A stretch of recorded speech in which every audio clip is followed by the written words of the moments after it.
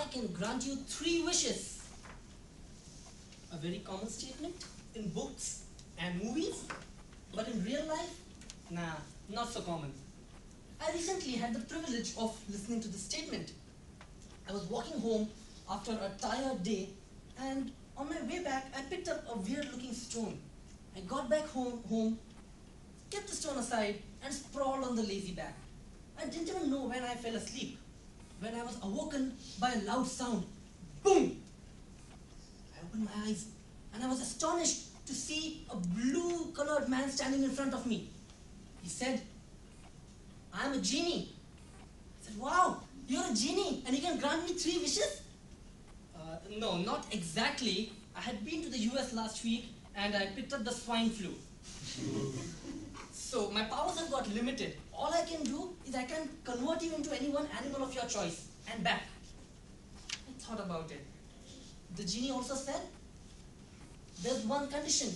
Any animal you choose, you have to prove that you're good enough to be that animal." I said, "Okay." I thought about his offer and said, "All right, genie, I'm ready. Can you make me a very gracious animal? I've always wanted to be big and nice.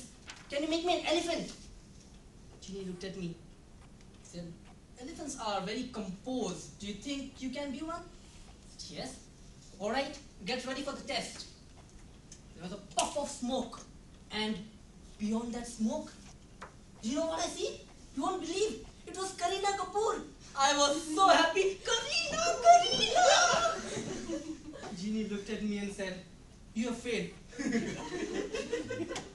Elephant is the only animal which cannot jump. I said, "Come on, Genie, it's Kareena." "Kunal, you have failed. You're jumping like a monkey."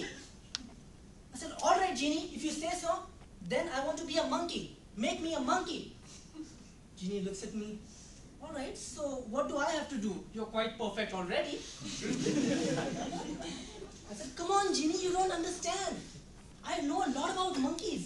You know, my grandfather used to be a hat seller, and he used to go through these forests selling, walking through with the hats. And once he had his bag of hats, and the monkeys came down, picked up all the hats, and went on the trees. But my grandfather was a very smart person. You know what he did? He took his hat and waved it to the monkeys. All the monkeys imitated him, and then he threw it on the floor, and everybody followed suit. He collected all the hats and went away. How smart. Genie said, "All right, let's see what you can do if put in the same situation." And there I was, trees all around me, and on all these trees were monkeys with hats. I had one on my head too. There was one baby monkey which did not have a hat, but I ignored him. I was pretty confident. I knew my grandfather's trick. I took my hat and waved it. All the monkeys did the same. And with confidence oozing, I walked straight and threw my hat on the floor. Within no minutes, the small baby monkey, jumped down, picked up my hat and went back on the tree. And from there he tells me, "What did you think? Monkeys don't have grandfather?" I knew I had failed this one as well. Now I told Genie, "These wild things are not for me. I think I should try a rather domestic kind of an animal. I'm such a loyal person, I'll make a good pet dog." This time, Genie did not speak. Puff! There was another puff of smoke. And in front of me was a marvelous, magnificent Mercedes. I walked towards the car and I touched the smooth body. Genie asked me, "How did you like the car?" I said, "It's fabulous, superb." "And what do you think about those racing tires?" I went and touched those tires which had never had set foot on the road. And then Genie said, "You failed again." I said, "What did I do now to fail?" "It's not about what you did, but what you did not do."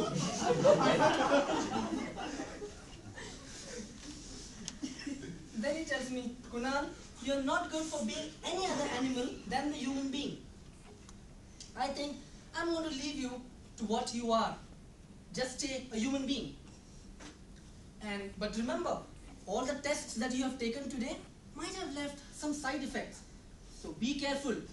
And poof, he vanished. And suddenly I found myself on the seat where I was sleeping. So had this been a dream all the way? Or am I in this seat only because I failed those tests and he left me in the human form? I don't know. The one thing I learned from my dream was that we always try to be what we are not. We forget to appreciate what we are and how we can be happy. So that is one thing I learned, certainly. But then I was forced to think of the side effects that Jeannie talked about.